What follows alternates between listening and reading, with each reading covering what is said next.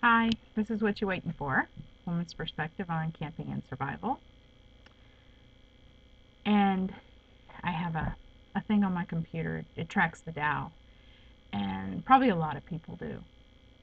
And I'm sure there's been some people, regular people out there, not preppers, not survivalists, that have been watching the Dow last week and said to themselves, hey, especially when it's going down and down and down, uh, maybe this is it. Maybe they were right. Maybe we are heading for economic collapse. Maybe a depression is on the way. And those people probably thought about, hey, maybe I should store some food. Uh, Maybe those crazy people are right. Maybe I should store some water. Maybe I should prepare for economic collapse of our government. And they might have went out and bought a few cans and put away something. And did you see yesterday? The Dow was up 200 and some points. It's right now it's 10,056 points. Wow, it's back. Man, we dodged a bullet. It's back. And you think they're going to think about it anymore? They're just going to put that prepping thought, that those thoughts of depression, those thoughts of economic collapse, of something that might actually happen out of their mind and not worry about it because, hey, all is well again. We're above 10,000, we're good. It's sort of like when we used to prepare for hurricanes. And anybody that's been, coastal area knows, hurricanes. This was before Katrina, people had a cycle.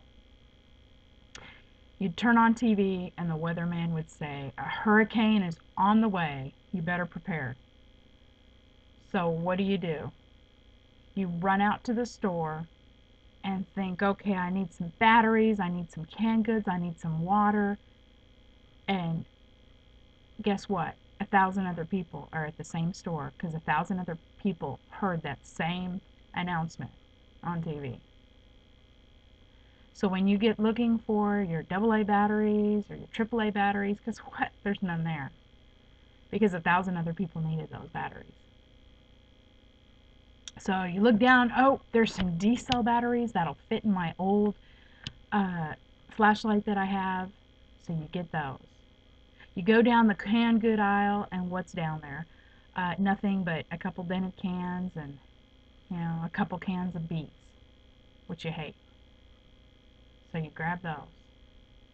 You go down the water aisle, and all that's left is one little old gallon, squished. Get that.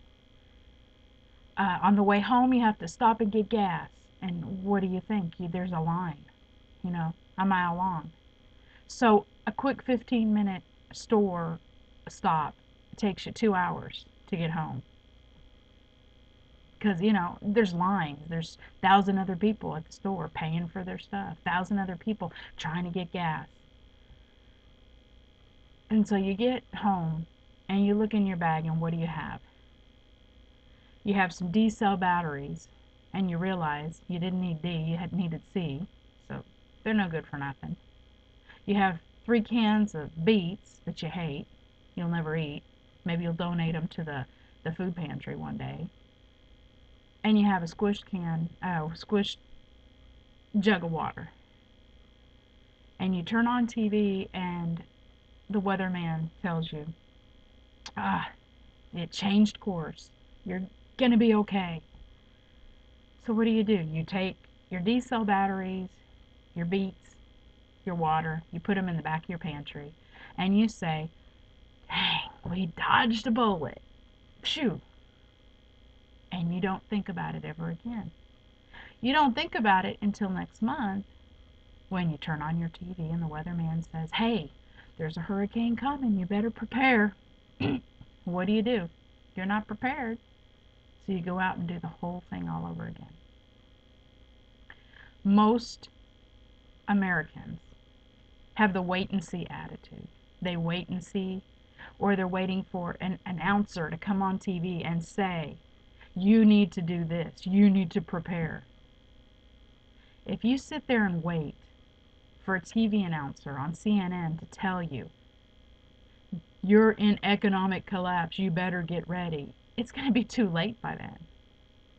There's not going to be an announcer that comes on and says, you better get your bug out supplies and you need to bug out now. Because it's not going to happen. You need to prepare now. You need to get your water, your food, your weapons, your security for your family, your bug out supplies, whatever you need, and you need it now. You don't need it when the announcer on TV tells you you need it. You need it now, because by that time, 100,000 people are going to be preparing. There won't be anything left.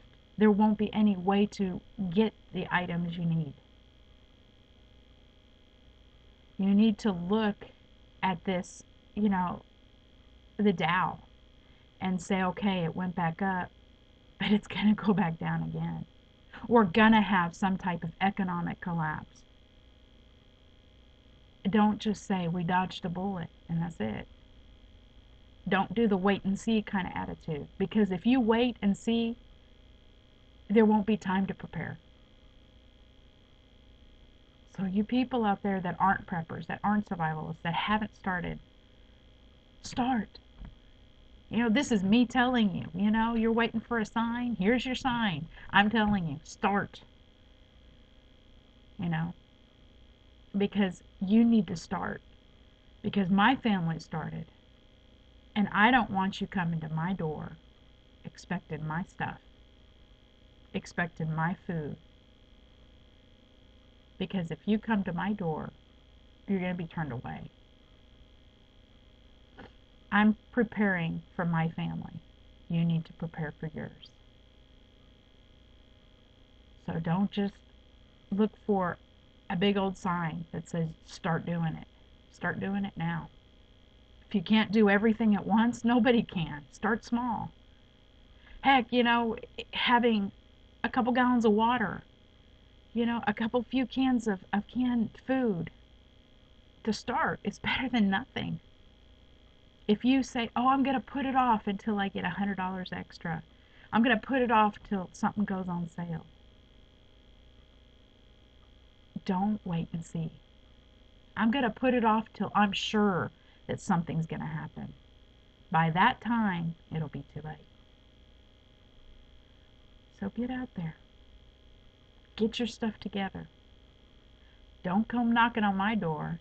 And I'm sure the other survivalists and preppers do not want you knocking on theirs. What you waiting for? Bye.